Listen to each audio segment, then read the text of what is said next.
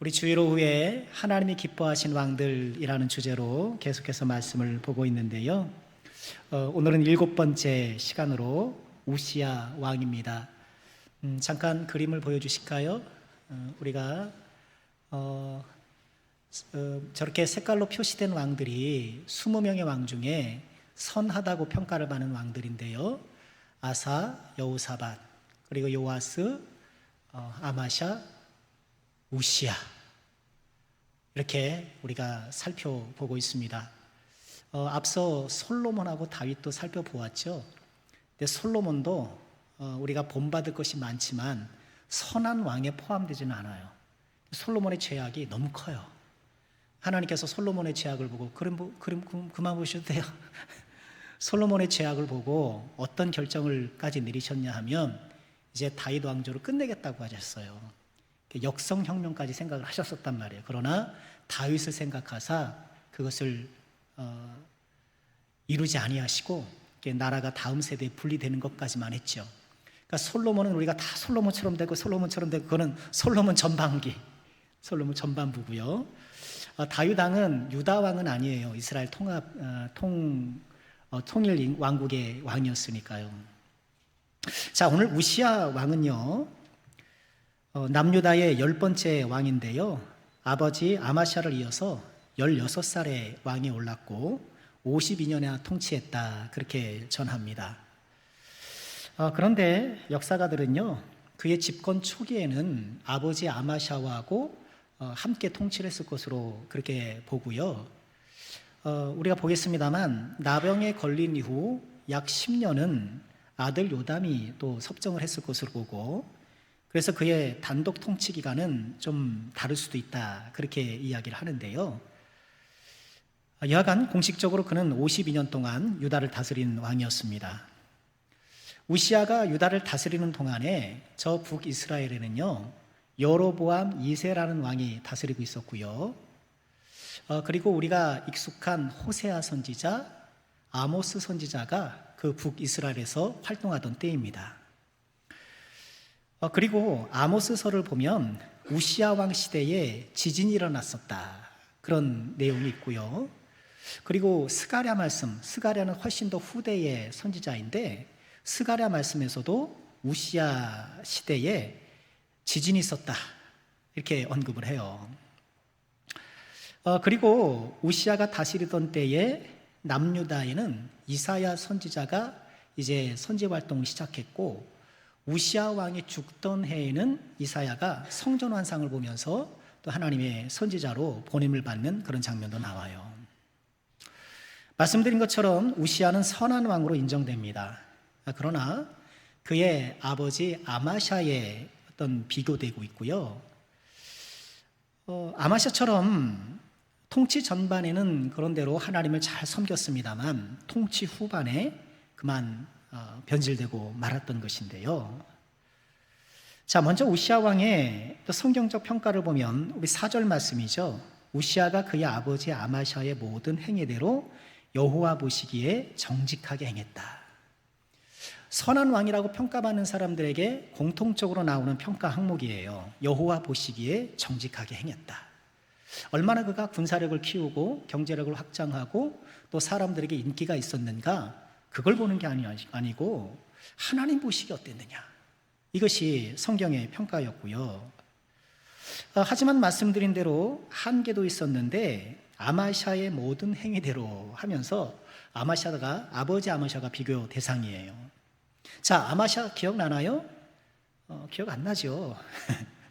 지난 시간에 같이 나눴던 아마샤 왕에게 우리가 그의 좋은 점 2가지, 또 나쁜 점 2가지를 보았는데, 첫 번째 좋았던 게 뭔가요? 감정보다는 말씀을 따랐다. 기억나시나요?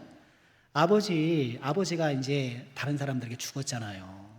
그러니 왕이 되어서 그 복수를 하는데, 그런데 그 가족들까지는 멸하지 않았죠. 왜요? 율법에 그렇게 하면 안 된다고 했으니까. 아버지를 죽였으니 얼마나 감정적으로 이게 분노가 치밀었겠어요. 그러나 감정에 치밀었으나 하나님의 말씀을 넘어서지 않았던 거죠. 잘한 거예요. 또 하나, 득실을 따르지 않고 말씀을 따랐다. 그렇죠? 득실을 따르지 않냐고. 이제 에돔과 전쟁을 하는데 뭐 군사를 막 모아서 잘 길렀어요. 거기다가 북이스라엘의 용병들을 또 고용했잖아요. 이 선지자가 와서 그들과 함께하는 거 하나님 기뻐하지 않으십니다 얘기했더니만 아이고 벌써 돈을 다 줬는데 어떡하나 그러잖아요. 그런데 그럼에도 불구하고 그 금전적 손해를 감수하고 하나님 말씀을 따랐던 것이죠. 그랬던 아마샤가 에돔 전쟁에서 승리한 후에는 에돔의 신들을 들여왔단 말이에요. 이게 기이한 일이죠. 패전국의 신을 들여온단 말이에요. 이게 말도 안 되는 얘기인데 그런 어리석은 짓을 했고, 또 그것을 지적하는 선지자들의 말에 귀를 기울이지 않아요. 결국 아마샤는 아버지처럼 반역자들에게 쫓겨 도망하다가 죽고 마는 그 비참한 결과를 맞게 되었는데요. 자, 그 아들 우시야도 이런 아마샤와 유사했다 그렇게 평가를 하는 거예요. 특히나 우리 5절 말씀에 보면 하나님의 묵시를 밝히게 하는 스가랴가 사는 날에는 하나님을 찾았다. 여기서 나오는 스가랴는 우리가 잘 알고 있는 그 스가랴 선지자가 아니고요. 또 스가랴가 누가 나오냐면요, 기억하시나요? 요아스 왕을 그 영적으로 도왔던 여호야다 선지자의 아들이 스가랴란 말이에요. 요아스가 기억나시죠? 7살에 왕이 됐잖아요. 기억나시죠? 7살에 왕이 됐는데 그를 뒷바라지했던 이 여호야다 선지자의 아들을 이 요아스가 죽인단 말이에요. 이게 말도 안 되는 일이 벌어지는데, 여하간 지금까지 우리가 스가랴를 3명 알게 된 거예요. 그 여호야다의 아들, 그리고 본문에 그 고향이나 이런 다른 정보가 없는 이 스가랴, 그리고 우리가 잘 알고 있는 그 스가랴 선지자, 동명 3인인데요. 자, 어찌됐든 이 스가랴가 사는 날에는 하나님을 찾았다는 거예요. 즉 그에게 선한 영향력을 끼치고 또 그의 믿음을 잘 도와줬던 이런 조력자가 있을 때는 하나님을 잘 섬겼다는 거예요. 그나마 다행이죠. 그나마 다행이긴 한데 아쉬운 건 뭐예요? 믿음의 홀로서기에 실패했다. 믿음의 홀로서기에 실패했다. 우시야도 그랬다는 거예요. 자, 오늘도 우시야의 선정과 실패 한 가지씩 좀 보려고 하는데요. 먼저 우시야의 선정을 꼽으라면 흙을 사랑한 왕이다 이렇게 표현할 수 있을 것 같아요. 우시야가 여러 가지 좋은 정책이나 또는 성공적인 통치를 펼치는데, 우시야의 성공을 요약적으로 진술한 구절을 꼽으라면 저는 10절을 꼽고 싶어요. 같이 읽어볼까요? 제가 읽을게요. 다 같이 읽었었으니까. 또 광야에 망대를 세우고 물 웅덩이를 많이 파고 고원과 평지에 가축을 많이 길렀고 또 여러 산과 좋은 밭에 농부와 포도원을 다스리는 자들을 두었으니 농사를 좋아했다. 농사를 좋아했다. 우시야는 뭘 좋아해요? 농사를 좋아했다. 자, 우리 중에 농사를 좋아하시는 분들이 계시는지 모르겠는데요. 아이고 목사님, 농사에 농자도 싫습니다. 저는 시집 와서 김 메고 밥 해느냐고 제가 얼마나 고생했는지 아십니까? 농사 생각만 해도 아주 어질어질합니다. 그런 분이 계시는지 모르겠습니다만, 자, 이 농사를 좋아했다라고 이렇게 번역된 이 구문은요, 원문에 따르면 흙을 사랑했다 그런 뜻이에요. 흙을 사랑했다. 다시 10절을 보면 이 우시야가 행했던 정책들이 소개되잖아요. 광야에 망대를 세우고. 그런데 이어지는 말씀 보면 망대는 단지 군사시설만이 아니라 농업에도 도움이 되는 그런 시설인 것 같아요. 물 웅덩이를 많이 파고, 우리로 치면 이제 저수지를 만들고 관계수로를 이렇게 정비하고 이렇게 물을 드리는 일을 했던 것이고요. 고원과 평지에 가축을 많이 길렀다. 목축업도 더불어서 이렇게 진흥을 했고, 여러 산과 좋은 밭에 농부와 포도원을 다스리는 자들을 두었다. 아마도 왕실 소유의 토지가 있었겠죠. 그 토지에 이제 다스리는 사람들, 또 많은 농부와 포도원을 갖고 오는 사람들을 거기에 들여서 이렇게 번창하게 했다는 거예요. 한마디로 우시야는 농업진흥을 했던 그런 왕이었던 거예요. 고대 사회에서 농업은 국가의 근간이잖아요. 요즘이야 뭐 AI도 있고 뭐 공업도 있고 여러 가지가 있겠습니다만, 성경 시대에는 또 오랫동안 인류는 농업을 근간으로 살았잖아요. 조선시대에도 농자 천하지대본이라는 말이 있었잖아요. 농자가 천하의 근간이라는 거예요. 그도 그럴 것이 그렇잖아요. 농사를 잘 지어서 식량을 많이 생산해야 백성들이 평안하게 먹고 살고, 또 식량이 많이 생산돼야 세금을 거둘 것 아닙니까? 그 세금으로 국가를 운영하고 또 국방력을 키우고, 그리고 그 안정적인 국방력 아래서 또 평안히 농사를 져서 또 먹고 살고, 그게 농업이 근간이었단 말이에요. 그래서 조선시대 왕들은 적전이라고 해서 이제 농업 시범을 보이는 그런 왕실 소유의 그 논밭이 있었어요. 거기서 친경례라고 해서 왕들이 1년에 한 번씩 거기서 농사 시범을 보이는 거예요. 농사 시범을.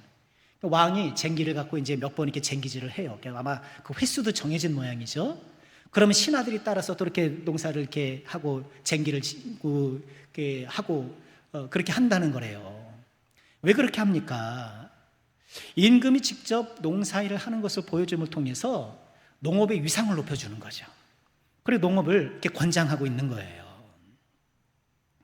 우시아가 뭐 이렇게 친경례를 했던 사람인지는 모르겠지만 오늘 말씀에 보니까 농사를 사랑하고 흙을 사랑하는 사람이더라. 그리고 우시아가 흙을 사랑했다는 것은 뭐 전원 생활을 좋아했다 이런 것이 아니고요. 백성들의 실생활의 향상을 꾀한, 백성들의 실생활에 관심을 갖고 있었던 그런 사람이라는 거예요. 특별히 이 사실은 앞선 6절 말씀에서도 확인할 수 있는데요. 6절에 보면 우시아가 나가서 블레셋 사람들과 싸우고 가드 성벽과 야본의 성벽과 아스도 성벽을 헐고, 또 이렇게 국방력이 튼튼하니까 주위 민족들과 싸워서 이겼던 모양이죠. 아스도 땅과 블레셋 사람들 가운데 성읍들을 건축했다 이렇게 말씀을 해요. 성읍들을 건축했다. 그러니 블레셋이나 주변 민족과 싸워서 내가 그들을 지배해서 뭐 조공을 받고 이런 관계를 맺는 것을 넘어서서 그곳에 사람들이 거주할 이 정조 공간을 거기다가 만든 거예요. 사람들이 가서 살 수 있도록. 그러니 다만 정복하는 것이 아니라 정착할 수 있도록 했던 사람이라는 거예요. 그리고 그것이 또 실질적 지배 아니겠습니까? 가가지고 뭐 그냥 이겼다, 뭐 이겼으니 조공 내라 이게 아니고 사람들을 보내서 그곳을 실질적인 유다의 영토로 만들려고 했던 거예요. 이처럼 흙을 사랑하고 농사를 사랑하고 또 백성들의 실생활의 향상을 중요하게 여겼던 우시아의 선정, 그 선정이 어디에서 나왔을까요? 저는 5절 말씀이라고 봐요. 하나님의 묵시를 밝게 하는 스가랴가 사는 날에 하나님을 찾았고 그가 여호와를 찾는 동안에 하나님이 형통하게 하셨다. 이 스가랴의 도움을 받고 하나님을 부지런히 찾았더니 하나님께서 은혜 베풀어 주시고 능력 주셔서 이렇게 흙을 사랑하여 백성들의 실제 생활을 향상시키는 그런 선정을 베풀었다, 그런 말씀인 거죠. 저는 이런 우시아의 모습에서 예수님께서 율법과 선지자의 강력이라고 하셨던 하나님 사랑과 이웃 사랑의 한 면을 볼 수 있지 않는가, 그렇게 묵상을 해보았어요. 하나님을 부지런히 찾고 그 하나님 주신 은혜와 능력에 힘입어서 왕으로서 백성들의 실생활을 돌보고 그것을 증진시키기 위해서 여러 좋은 정책을 펼치고, 우시아는 애민국왕이에요. 백성들을 사랑했던 훌륭한 사람이었다는 거예요. 그렇죠. 하나님께서 우리에게 은혜를 주시는 것은 그 은혜를 내가 간직할 뿐만 아니라 어떻게 해요? 흘려보내도록 주시는 거예요. 그래서 하나님을 사랑하는 사람은 이웃을 사랑하게 되고, 하나님께 은혜를 받은 사람은 은혜로운 사람이 되는 거예요. 은혜 받은 사람은 은혜로운 사람이 되고, 사랑받은 사람은 사랑하는 사람이 되고, 이처럼 우시아의 모습을 보면 하나님께 받은 은혜를 아름답게 흘려보내서 다른 사람들을 이롭게 했던 이런 훌륭한 모습이 있었다는 거예요. 우리도 이 우시아처럼 하나님께 은혜를 받으시고 또 그 은혜를 흘려보내시고 은혜 받은 사람으로서 은혜롭게 살아가는 우리가 꼭 될 수 있기를 주님의 이름으로 축원합니다. 하지만 안타깝게도 우시아는 그의 좋은 마음을 끝까지 유지하는데 실패했던 거예요. 자, 우시아의 어떤 그런 행적을 또 보실까요? 우리 이어지는 14절에 보면은요, 우시아는 농업과 군사력을 연계해서 국방력을 강화해요. 우시아가 그의 온 군대를 위하여 방패와 창과 투구와 갑옷과 활과 물맷돌을 준비하고, 이건 전통적인 전쟁 장비잖아요. 이런 것들을 딱 준비하는 거예요. 평소에 준비를 해야 되겠죠. 그리고 이어지는 15절에 보면 또 예루살렘에서 재주 있는 사람들에게 무기를 고안하게 하여 신무기를 개발한 거예요.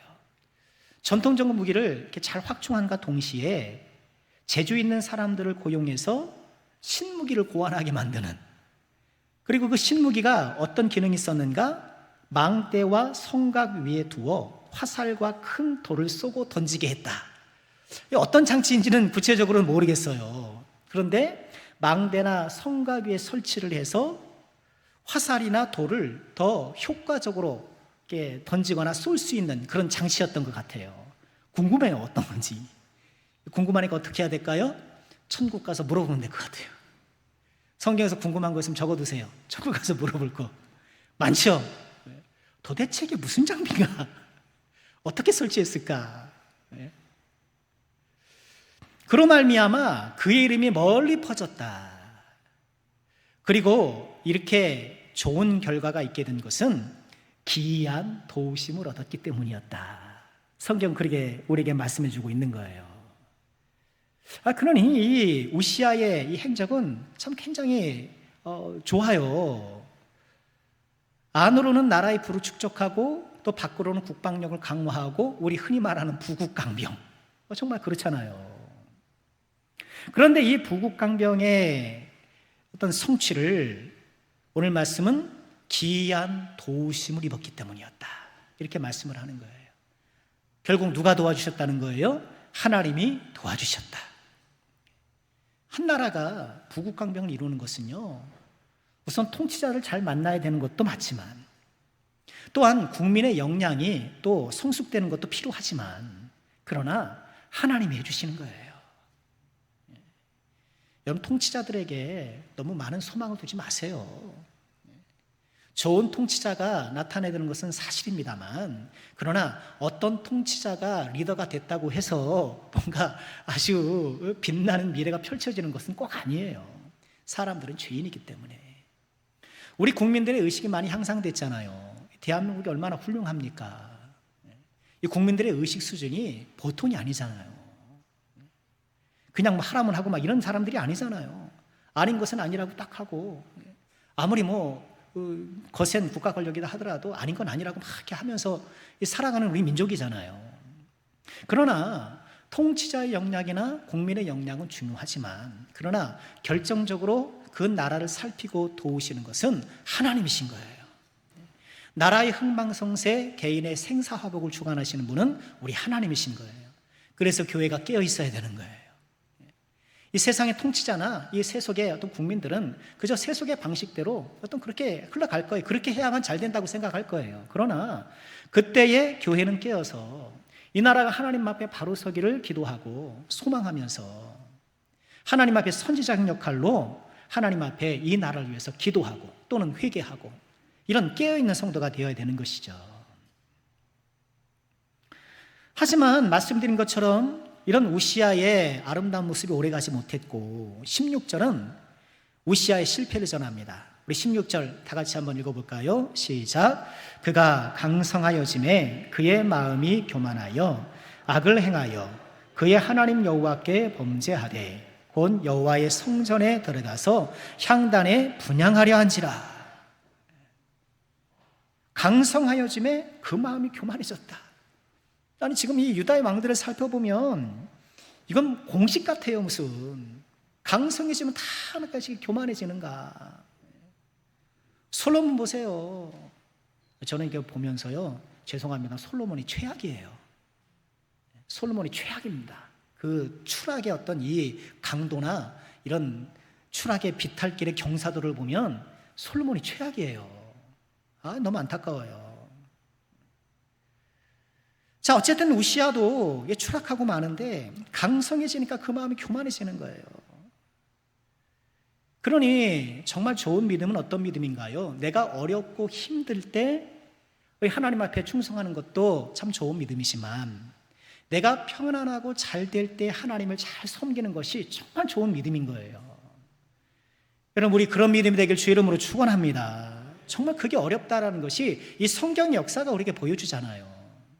내가 어렵고 힘들 때는 또 근신하면서 하나님 앞에 이렇게 열심히 하지만 뭔가 편안하면 나태해지기 쉬운 것이 우리인데, 우시아가 강성해지자 마음이 교만해서 어떤 지금 일을 벌이나요? 성전에 들어가서 향단에 분향하려고 한 거예요. 본래 성전 출입 자체가 이 성전에 그 분향단이 있잖아요. 아시는 것처럼 성전 안에는 성소와 지성소가 있잖아요. 이쪽 지성소라고 하면 지성소 사이에는 이렇게 그 장막이 이렇게 커튼이 쳐져 있고요. 그 커튼 앞에 분향단이 있단 말이에요. 거기서 향을 피운단 말이에요. 근데 그것은 아론 계열 제사장만 할 일이에요. 이 성전에 출입하는 것 자체가 제사장만, 레위만 할 수 있는 거거든요. 그런데 이 우시아가 그 성전에 들어가서 거기서 자기가 분향하려고 했던 거예요. 놀랄 일이죠. 우시아의 범죄는 뭔가요? 하나님이 정하신 경계를 허문 것. 하나님이 만들어 주신 경계와 울타리를 침범한 것이 우시아의 범죄예요. 우리가 일전에 함께 묵상했던 말씀인데 요즘 이사야 말씀 묵상하고 있잖아요. 24장 5절에 3대 범죄가 등장해요. 땅이 또한 그 주민 아래서 더럽게 되었다. 이제 이사야 선지자가 유다를 질책하며 하는 말씀이거든요. 이는 그들이 율법을 범하며 율법을 어기며 영원한 언약을 깨뜨렸다. 이 세 가지 동사로 유다의 타락을 지적하세요. 첫째는 범하다, 둘째는 어기다, 셋째는 뭐예요? 깨뜨리다. 이 가운데 범하다, 아부르라는 이 단어는요, 경계를 넘어가는 거예요. 오늘 이 우시아가 범했던 죄가 바로 이 아부르예요. 하나님께서 설정해 주신 그 경계를 내가 임의로 허물고 침범하는 거예요.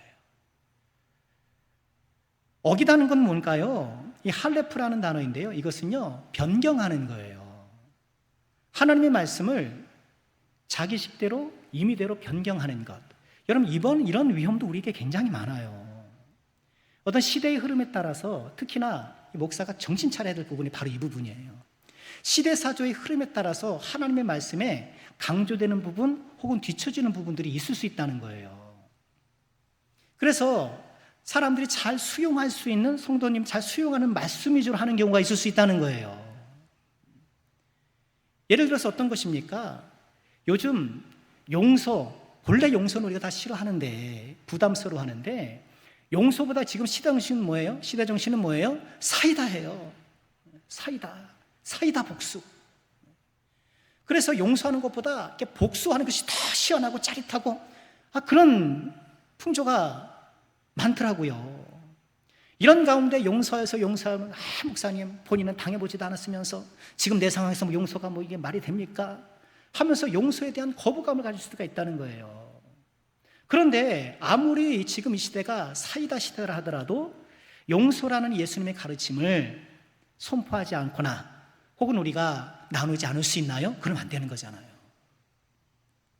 하나님의 말씀을 시대사조나 어떤 내 형편에 따라서 변경하는 것, 이것은 어기는 거예요.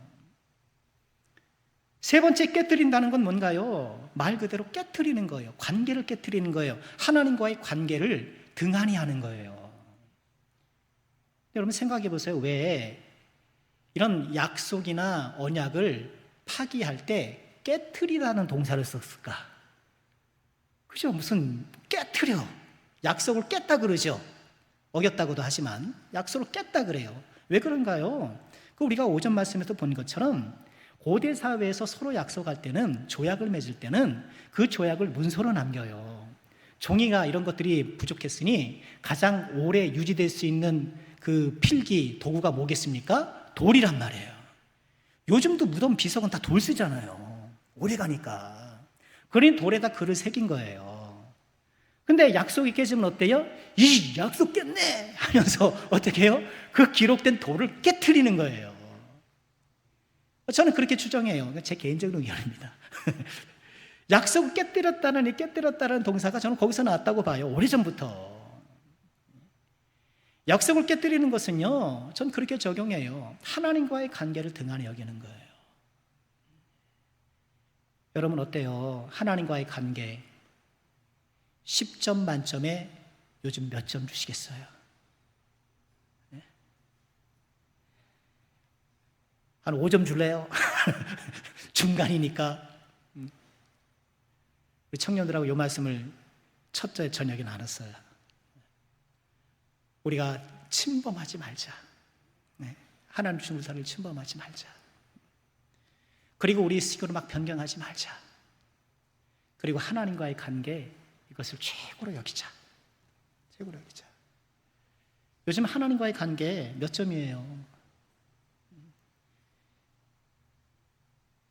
자, 지금 우시아의 범죄는요, 이런 이사야 24장 5절에서 말씀하는 3대 범죄의 어떤 잣대로 보면 모든 거죠. 모든 거. 그죠? 먼저 하나님께서 정하신 이런 말씀의 규범 울타리를 가뿐하게 헐어버립니다. 성전 훅 들어가 버리는 거예요.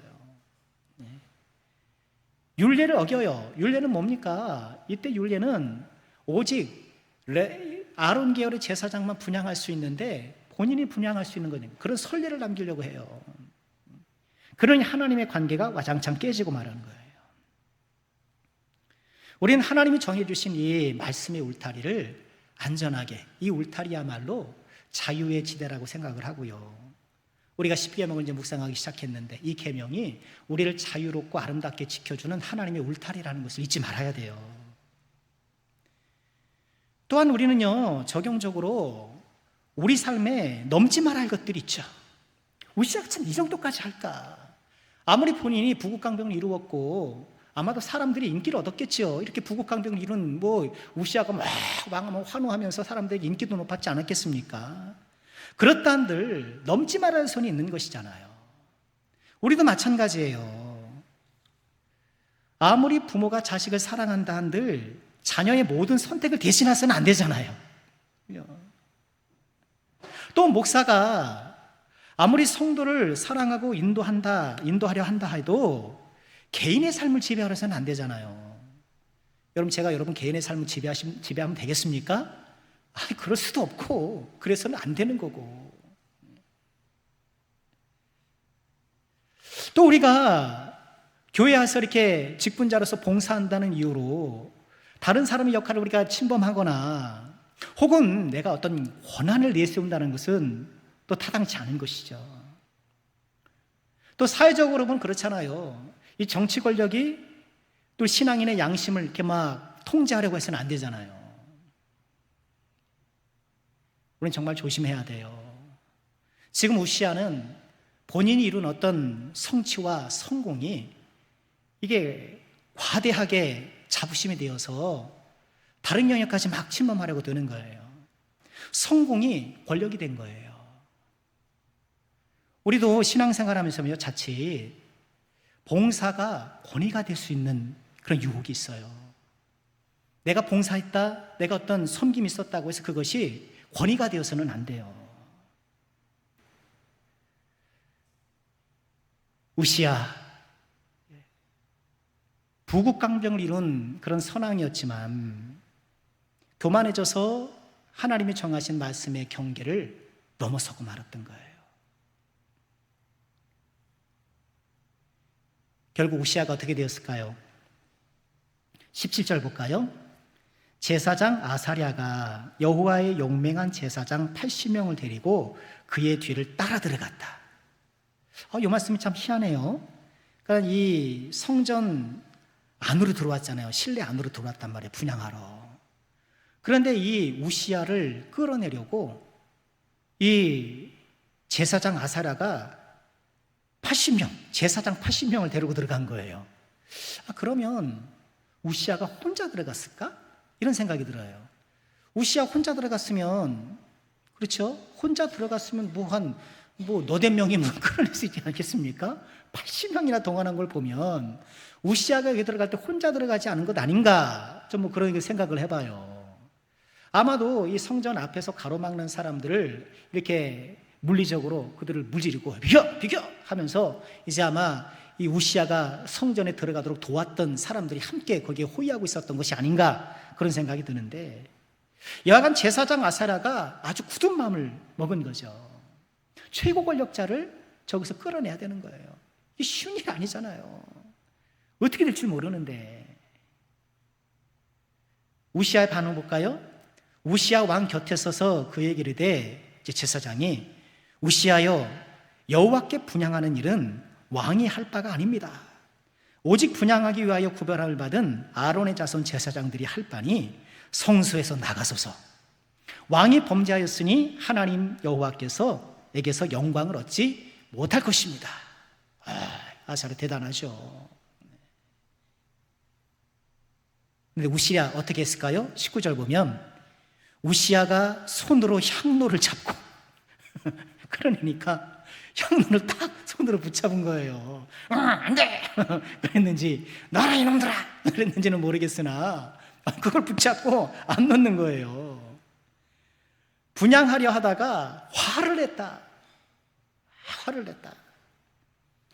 그가 제사장에게 화를 낼 때에 여호와의 전 안 향단 곁 제사장들 앞에서 그의 이마에 나병이 생겼다. 그렇게 푸르 화를 내고 있는 가정에 제사장들이 다 보는 와중에 이마에 나병이 생긴 거예요. 그러니 우시야도 꼼짝 못하는 거죠.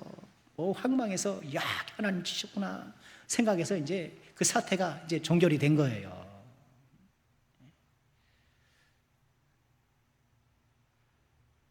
제사장의 말을 듣고 물러났으면 참 좋았을 텐데, 사실 그렇게 듣고 물러난 사람 같으면 그렇게 하지도 않았겠죠. 그러고 보면 이렇게 실패하는 모든 가정에 보면 아마샤도 그랬고 요시야도 그랬고 남의 말을 안 들어요. 이게 문제더라고요. 교만 증상은 다른 사람의 말이 안 들리는 거예요. 안 들려요. 우리도 그러잖아요. 뭔가 잘못된 판단과 결정을 할 때 나중에 후회할 때 뭐예요?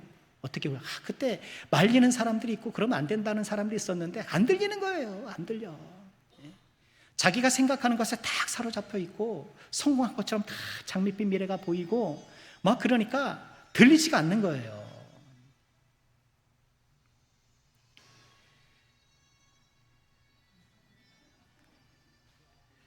유대 역사가 요세푸스는요, 우시아의 이런 행태가 우시아 시대에 일어났던 지진과 이렇게 연결을 시켜요. 요세푸스는 1세기 때 역사가거든요. 그는 이렇게 기록을 했어요. 그는 이렇게 씁니다. 우시아가 큰 절기에 성소에 들어가 분향하려던 순간 지진이 일어나 성전벽이 갈라지고 그 틈으로 들어온 햇빛이 왕의 얼굴에 비치자 나병이 발생했다. 요세프는 그렇게 기록해요. 그런데 이거는 역사적 사실하고는 좀 멀 것 같아요. 왜 그렇게 그 순간에 지진이 나고 그랬다고 한다면 지진을 보도했던 선지자들 그 사실도 보도했을 것 같아요. 그렇잖아요. 분향하는데 지진 났다면 그거 안 쓸 사람이 어디 있습니까? 분향하는 죄지었는데 지진이 막 일어날 것 같으면 그걸 제껴놓고 우시아 왕 이야기를 쓸 수 있겠습니까? 요세푸스는 사실을 기록했다기보다 그만큼 우시아의 범죄가 하나님 앞에 심각했던 것, 하나님의 진노의 상징이 나갈 수 있는 지진, 그리고 이런 나병, 이런 것들이 몰아쳤다는 것을 말함을 통해서 우시아의 범죄가 크다라는 것을 이야기하고 싶었던 것 같아요. 결국 우시아는 죽는 날까지 나병 환자가 되어서 여호와의 전에 출입이 금지되었고 평생 별궁에서 살아야 했습니다. 그리고 그의 아들 요담이 대신 섭정을 하게 되고요. 죽어서도 왕들의 묘실에 들지 못하고 묘실에 접한 땅에 장사 지내야 했던 거예요. 자, 말씀을 마칠게요. 오늘 우시아의 행적을 보면은요, 우시아가 흙을 사랑했을 때는 훌륭한 왕이었어요. 그러나 자기 명성을 사랑하자 추락하는 왕이 되더라. 우리에게 주시는 훌륭한 교훈이 아닐 수 없어요. 우리가 언제 가장 훌륭할 수 있는가? 부지런히 하나님을 찾고 하나님께 받은 사랑과 은혜를 흘려보낼 때 우리는 가장 훌륭하고 아름다운 사람이 되는 거예요. 반대로 우리는 가장 어그러진 사람의 모습이 되는 것이 언제인가? 내 명성을 사랑할 때, 내가 교만할 때 우린 가장 어그러진 모습이 될 수밖에 없다는 거예요. 우리는 흙을 사랑하는 우리 모두가 되길 주의 이름으로 축원합니다. 우시아 왕처럼 하나님께 은혜를 받고 다른 사람들의 백성들의 어떤 실생활의 향상을 꾀하는 이런 선한 군주였던 우시아의 모습, 흙을 사랑하는 사람. 이 흙이라는 단어가 아다마인데요, 거기에 뭐가 들어있어요? 아담이 들어있어요. 흙을 사랑하는 사람은 사람을 사랑하는 거예요. 하나님께 받은 은혜로 이웃을 사랑하고 하나님께 받은 은혜로 은혜로운 사람이 되고, 이런 우리 모두가 되기를 주의 이름으로 축원합니다.